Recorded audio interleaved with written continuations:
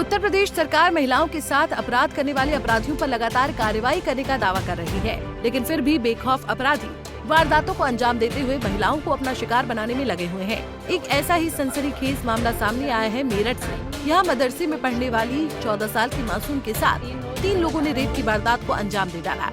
इतना ही नहीं, हैवानों ने मासूम का अश्लील वीडियो भी बना डाला। मामला देहात थाना क्षेत्र का है। यहाँ जानी इलाके की 14 साल की मासूम हर रोज पढ़ने के लिए मदरसा जाती थी, जहाँ 3 हैवानों की नजर उस पर पड़ी। एक दिन मासूम मदरसे से घर आई और अपने चाचा के घर जा रही थी। इसी दौरान तीनों हैवान आए और मासूम को पकड़ लिया। उसके बाद तीनों हैवानों ने उसके साथ हैवानियत कर डाली। मासूम ने जब इसका विरोध किया तो हैवानों ने उसे मारा भी और अश्लील वीडियो भी बनाया। जब छात्रा रोने लगी तो आरोपियों ने उसे जान से मारने की धमकी दी, जिससे मासूम इतनी डर गई कि उसने मदरसा जाना ही बंद कर दिया। वो बहुत शांत रहने लगी और मदरसे में पढ़ने जाने से भी मना करने लगी। इसके बाद जब परिजनों ने मासूम से पूछा तो उसने जो बताया उसे सुन परिजनों के पैरों तले जमीन खिसक गई। मासूम ने बताया कि उसके साथ 3 लोगों ने हैवानियत की। इसके बाद परिजनों ने थाने में शिकायत दर्ज कराई, लेकिन कई दिन बीत जाने के बाद भी पुलिस ने कार्रवाई नहीं की। तो आज परिजन न्याय की गुहार लेकर एसएसपी के दरबार में पहुंच गए।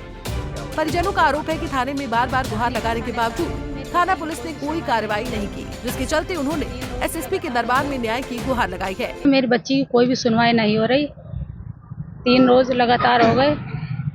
मेरी बच्ची को इंसाफ चाहिए। क्या मामला है बच्ची के साथ में? बच्ची के साथ गलत काम किया गया। कौन लोग थे, कहाँ के हैं? गांव के थे, साकिब है और सईद है।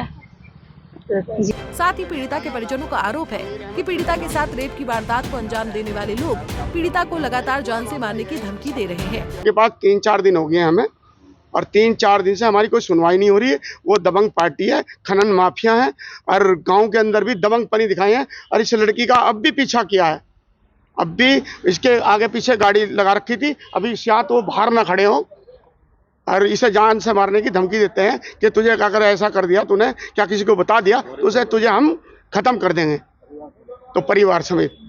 तो हमें उससे जान माल का भी खतरा है और इसके साथ तो दुर्व्यवहार क्या है उस लड़की के साथ।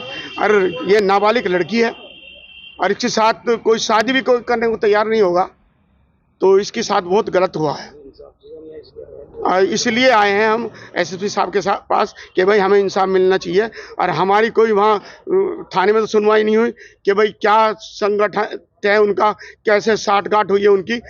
तो हमने सोचा कि भाई हम एसएसपी साहब के पास जाएं और एसपी देहात साहब के पास जाएं और हम अपनी बात रखें, इसलिए हम फिलहाल इस मामले पर आला अधिकारियों के द्वारा पीड़िता को मामले की जांच कर कार्रवाई करने का आश्वासन दिया गया है। मेरठ से पंजाब केसरी टीवी के लिए आदिल रहमान की रिपोर्ट। हमसे जुड़े रहने के लिए हमारे YouTube चैनल को सब्सक्राइब करें और नई वीडियो की नोटिफिकेशन के लिए बेल आइकॉन को दबाएं।